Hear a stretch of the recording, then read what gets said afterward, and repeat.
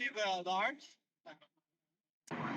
Hello everybody, today we're here in Jerash, one of the most complete ruins outside of Rome. Behind you is Hadrian's Gate, which was erected in 129 AD to commemorate Emperor Hadrian's visit to the area. Every year, approximately 330,000 visitors visit this site. As you enter through Hadrian's Gate and Hippodrome, you're going to come to this area called the Necropolis. It's the lower city of the ancient city of Jerash. Now, Catherine Pagoda, a German scholar, has been doing research on the sarcophagi discovered in Jerash, and up to this day, more than 100 have been discovered, which have been classified into 7 types. Among them, the shield type. We're still barely at the beginning of our journey. Let's continue. Join me as we enter the Hippodrome, which is circus in Latin. The Hippodrome was built sometime during the 2nd century, after the Adriatic plan was abandoned, and it was built along the Philadelphia Road. As you can see, this is one of the smallest hippodromes in the world, measuring 250 meters by 50. It can accommodate up to 17,000 spectators. And as you look at these well-preserved starting gates for the chariot races, you would have 4 teams of blue and red and green and white, all trying to get the favor of the emperor. They would also house gladiator events here and other sporting events. In modern times, the country of Jordan and the city of Jerash still host festivals reenacting those ancient chariot races. Now we're standing at the south gate to the entrance to the upper city of Jerash, the Acropolis. This is part of the 3.4 kilometers long wall that protected the ancient city. This was known as the Philadelphia Gate because this was the direction you would head south to Philadelphia, which is the ancient city of the city of Amman. You see, it's 3 arches. The people would use the outside arches, and the middle was used for government officials or official ceremonies.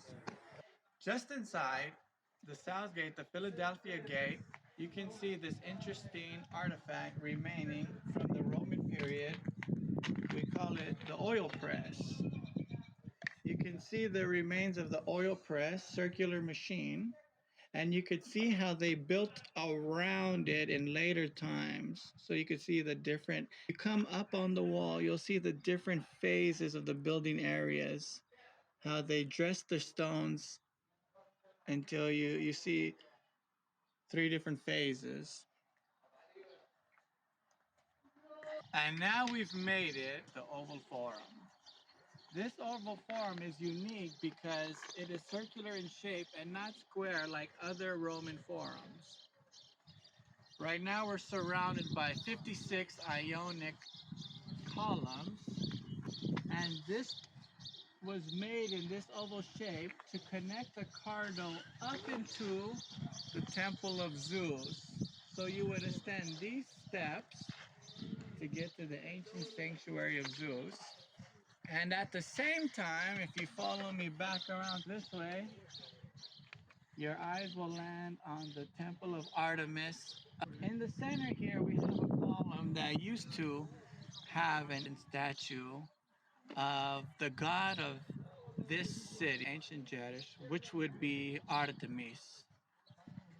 And this is a place where Greeks would have assembled and gathered, Romans would have assembled and gathered, Byzantine Romans would have assembled and gathered up until the destruction of this place in 749 AD, and it remained covered until the 19th century when it was rediscovered, and now you have these well-preserved remains that remind you of what life was like 1400 years ago. In 27 AD, Diodorus created this lower sanctuary level, and then by 165 AD, the upper terrace was built, the sanctuary or the Temple of Zeus. Was later reused the mid 4th century AD as a monastery by the Christians after the Byzantine Empire had converted to Christianity.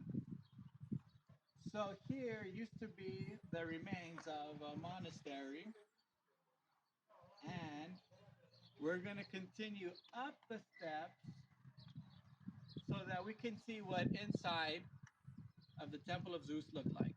And at that time, when they worshipped during the Roman period, this whole area would have bahur burning.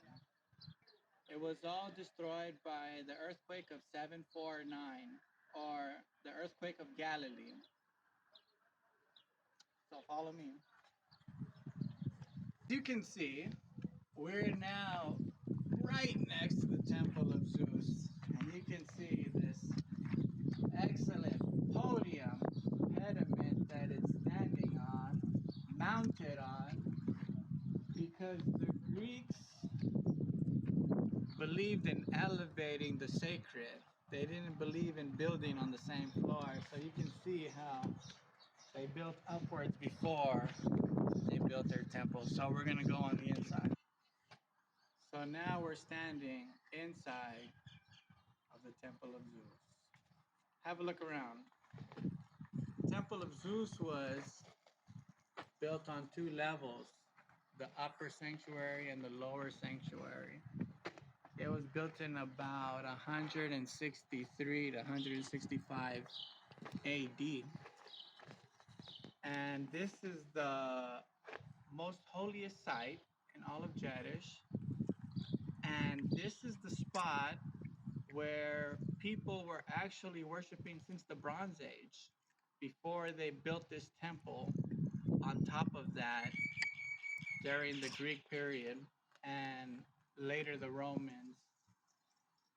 Here, if we take a look behind you, this would be the Holy of Holies. This would be the inner sanctuary.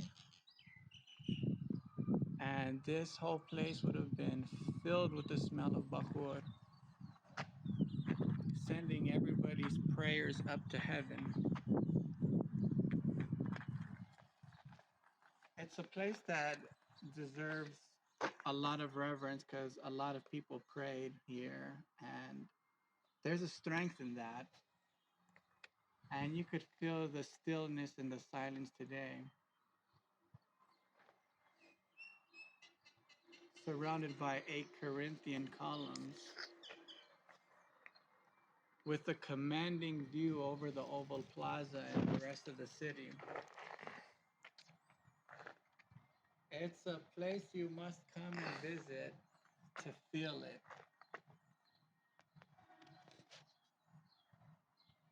And in the background, you can hear the subtle faint of music that's coming from the South Theater, which is located just next door to this site.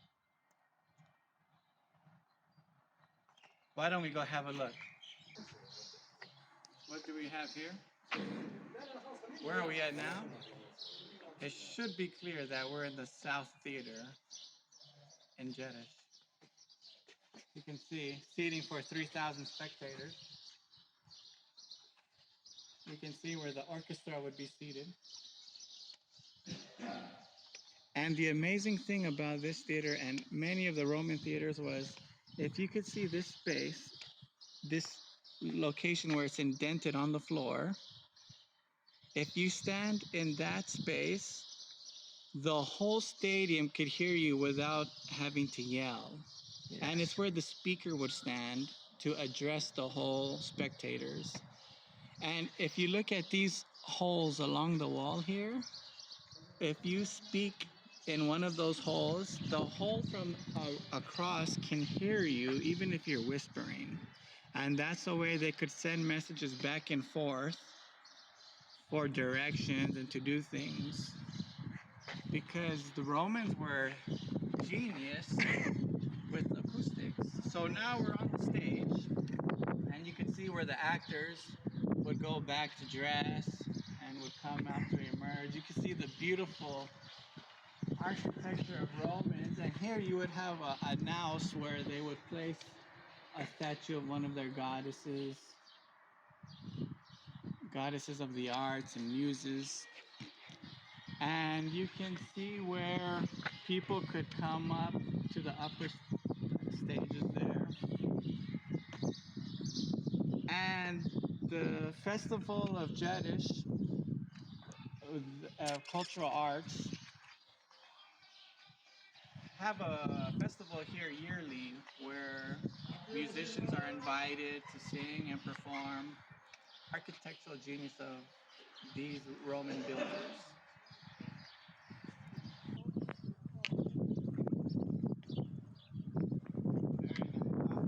Where are we at now? What is this 800 meters? This is what we call the Cardo. The Cardo is how the Romans built the foundations of the city. If you could imagine, the Roman architectural engineers built everything on the cross. The Cardo run north and south, and the Dacumanos always runs east and west. So here we have for 800 meters from the north gate, or what we call the Damascus gate, to the Oval Plaza, and eventually to Temple of Zeus Sanctuary. We have this amazing street that has sidewalks and columns all the way to the North Theater. Above the columns was a track that the water would travel along from the Golden River all the way to the Forum and to the Nymphaeum, which we will soon see. So along the streets here, if you take a look at this, you'll see a groove here. This is from the repeated use of chariots on this highway or thoroughfare. And this would serve as a way for all of the inhabitants to be directed towards the holy side. So now, from the Forum through the Cardo, we reach the Nymphaeum. What would have been a beautiful place for people to gather water from. You can see it's two levels, an upper level and a lower level. Marble on the walls. You would have been flowing water coming down. We would have had lion faces, statues, and water would have been pouring forth. People could have drinking from here. However, you find this intriguing piece here, this basin, this bowl. It looks like for water and fountains, but actually this belongs to the Temple of Artemis. And in these spaces, you would have had different statues. What a grandiose sight it would have been in that time. The water comes from a spring, 3 kilometers, comes to here, the city, and then it would have went to the Golden River. And now we'll go to the North Theater. Come on. Which brings us near to the end of our travels and journeys through Jerash. Now we have arrived at the North Theater. You could hear in the background the call to prayer, because right now we are at